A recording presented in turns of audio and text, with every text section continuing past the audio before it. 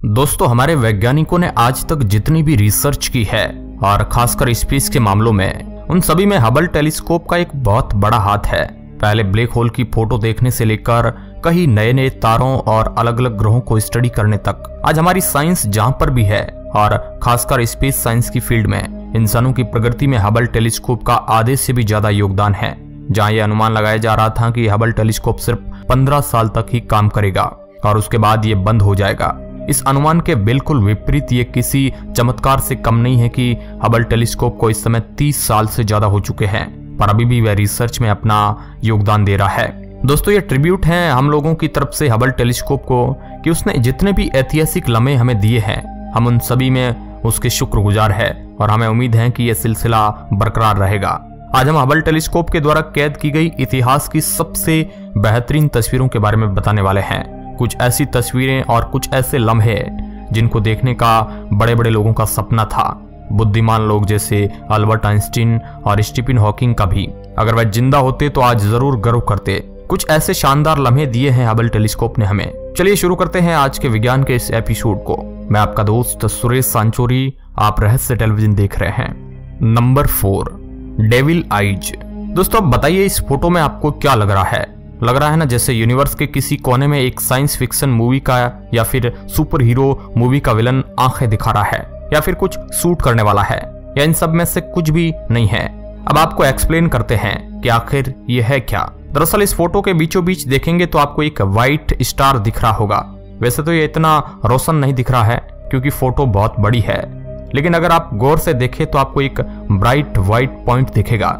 इस white star का नाम है फ्रोमोहोल्ट। यह स्टार हमारे सन से 2.3 गुना भारी और 6 गुना ज्यादा चमकदार है। इसके आसपास ये जो रेड कलर का बैकग्राउंड दिख रहा है, जिसकी वजह से यह इल्यूजन इतना मिस्टीरियस लग रहा है। ये स्पेस में पाई जाने वाली रेड डस्ट है। साइंटिस्टों का मानना है कि इस स्टार की मैग्नेटिक फील्ड कुछ इस तरीके की है कि यहाँ की आसपास की डस्ट को ये एक कलेक्टिव फॉर्म में लाकर कुछ ऐसा स्ट्रक्चर बना देती है। दरअसल ये मिस्ट्री नहीं है। आपको ले चलते हैं इस तस्वीर के थोड़े जूम वर्जन में। यहाँ पर देखिए ये छोटा सा रेड डॉट दिख रहा है। साइंटिस्ट ने इसको पहली बार में एक प्लेनेट घोषित किया था और इसको नाम दिया था फ्रोमोहोल्ट बी।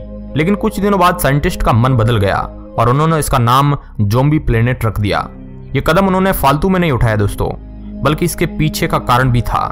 साइंटिस्ट ने कुछ देर बाद जब इस फोटो को और ज्यादा स्टडी किया तो वह इस नतीजे पर पहुंचे कि यह कोई प्लेनेट नहीं बल्कि डस्ट पार्टिकल का एक बहुत बड़ा कलेक्टेड फॉर्म है।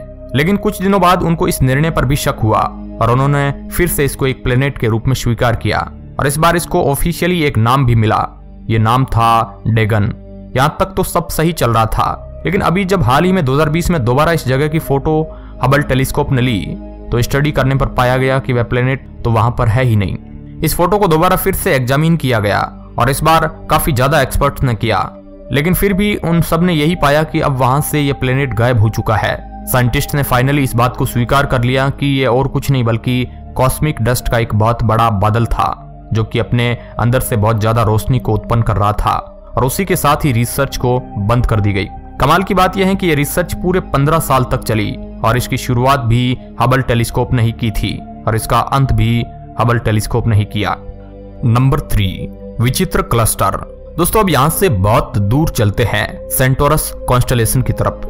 इसको समझने से पहले आपको यह समझना होगा कि क्लस्टर क्या होता है। आसान भाषा में बताएं तो एक ऐसी जगह जहां पर तारों का एक बहुत ही बड़ा समूह हो, उस जगह को क्लस्टर कहते हैं। आमतौर पर देखा जाता है कि किसी भी सामान्य क्लस्टर में एक ही तरीके के सारे तारे होते हैं। जैसे कि अगर यहाँ पर आसपास कोई क्लस्टर है तो वहां पर सारे तारे नॉर्मल व्हाइट होंगे या फिर कुछ हमारे सूर्य जैसे होंगे, या फिर ऐसे ही कई सारे एक प्रकार के तारे होंगे। ये केवल क्लस्टर में होता है।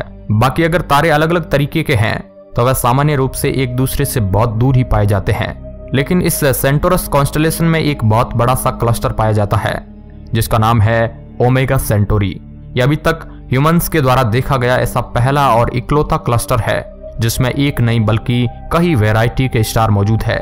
जैसे कि इस एक क्लस्टर में कुछ तारे व्हाइट ड्वार्फ जैसे हैं, कुछ तारे हमारे नॉर्मल सन जैसे और कुछ तारे रेड जायंट भी है, और वही कुछ अनमोल प्रकार के तारे हैं। वैज्ञानिकों ने इतना डाइवर्सिफाई और कोई क्लस्टर अभी तक नहीं देखा है, और अगर हमारे पास हबल टेलीस्कोप नहीं होता तो शायद हमें कभी ये क्लस्टर दिखता भी नहीं। इससे कहीं ना कहीं हमें ये चेतावनी मिली है कि अभी हम लोगों की बहुत सी जानकारियां अधूरी है और सही मायने में देखा जाए तो हमारे ज्यादातर अनुमान अभी सच्चाई के सामने कुछ नहीं है। Number 2, triple solar eclipse on Jupiter. दोस्तों, आपने एक समय पर कितने सूर्य ग्रहण देखे हैं? अब आप में से कई लोग सोच रहे होंगे कि ये कैसा सवाल है, क्योंकि एक समय पर तो एक ही सूर्य ग्रहण घटता है। फिर आखिर हमने ये पेचीदा सवाल आपसे किस लिए पूछा? ऐसी कुछ तस्वीरें भेजी थी हम लोगों को हबल टेलीस्कोप ने आज से कुछ साल पहले। हबल टेलीस्कोप ने धरती से कई मील दूर जुपिटर की एक ऐसी तस्वीर कैद की थी जिसमें जुपिटर के साउथ और नॉर्थ पोल बहुत तेज रोशनी उत्पन्न कर रहे थे। आप जैसे कई लोग जानते होंगे, लेकिन जिन्हें नहीं पता है हम बता दें कि जुपिटर के अब तक 79 ज्ञात चंद्रमा खोजे जा चुके हैं। जैसे कि हम लोगों के पृथ्वी के चारों ओर एक मून घूमता है, लेकिन जो जुपिटर है उसके चारों ओर पूरे 79 मून रिवॉल्व करते हैं।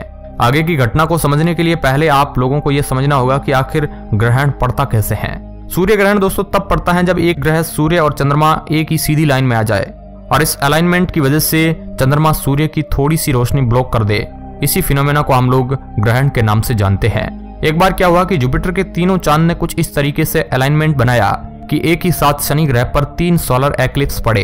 इन तीनों चंद्रमा का नाम गैनीमीड, आयो और कैलिस्टो था।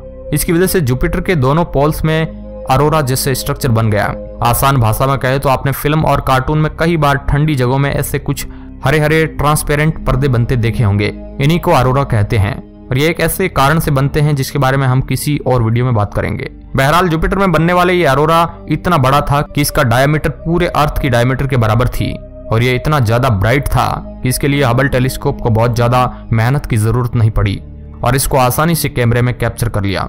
हबल टेलीस्कोप के पिछले 30 सालों की रिसर्च में यह फिनोमेना 2 बार रिकॉर्ड किया जा चुका है, पर अभी भी जब भी इस तस्वीर को देखा जाता है तो साइंस लवर के दिल में एक अलग ही प्यार उमड़ आता है। Number 1, whale nebula. दोस्तों, अगर स्पेस अंधकार का एक बहुत बड़ा केंद्र है तो इसी अंतरिक्ष में कई सारी खूबसूरत आकृतियां और खूबसूरती की मिसाइलें भी पाई जाती है। अब हम लोग चल रहे हैं एक और कॉन्स्टलेशन की ओर जिनका नाम है सिग्रस। सिग्रस में एक बहुत सुंदर स्ट्रक्चर पाया जाता है जिसको व्हेल नेबुला के नाम से जाना जाता है। साइंटिस्ट बताते हैं कि इसकी फॉर्मेशन एक सुपरनोवा के चलते हुई थी। हम लोग ये दावे के साथ कह सकते हैं कि आप में से कई लोग सुपरनोवा को नहीं जानते होंगे। दरअसल जब एक स्टार एक्सपेंड होता है, एक समय ऐसा आता है जब वह अपनी पूरी मैच्योरिटी की स्टेज में पहुंच जाता है। कुछ समय बाद एक ऐसा टाइम आता है जब वही स्टार स्पेस में ही एक्सपेंड हो जाता है और इसकी वजह से काफी बड़ी बड़ी चीजें घट सकती है। किसी स्टार के एक्सप्लोजन के इस प्रोसेस को ही सुपरनोवा कहते हैं। अब इस नेबुला पर वापस आते हैं तो साइंटिस्ट के अनुसार बहुत साल पहले एक सुपरनोवा हुआ जिसकी वजह से यहाँ सुंदर सी चीज अंतरिक्ष में बन गई। इसका नाम स्पेस की कुछ सबसे ब्यूटीफुल फोटो और प्रेस्टिजियस फोटोज में से एक में दर्ज है। यह स्ट्रक्चर इतना बड़ा है कि इसकी रेंज लेंथ लगभग 11 लाइट ईयर है। एक सामान्य व्यक्ति को भले ही इस डिस्टेंस के बारे में इतना अंदाजा ना हो, लेकिन एक साइंस लवर के मुंह से इस समय एक ही वर्ड निकला होगा, वाओ। हालांकि सुपरनोवा का 11 लाइट ईयर जैसे बड़े एरिया में प्रभाव पड़ना कोई बड़ी बात नहीं है, लेकिन स्पेस में एक सुपरनोवा के चलते इतना सुंदर स्ट्रक्चर बना, ये बड़ी बात है। तो दोस्तों, आज हमने आपको हबल टेलीस्कोप द्वारा कैद की गई सबसे खूबसूरत और रहस्यमय इमेजेस के बारे में बताया। अब आपको सबसे रोचक कौन सी लगी आप हमें कमेंट के माध्यम से बता सकते हैं। वीडियो के अंत तक बने रहने के लिए आपका बहुत बहुत धन्यवाद।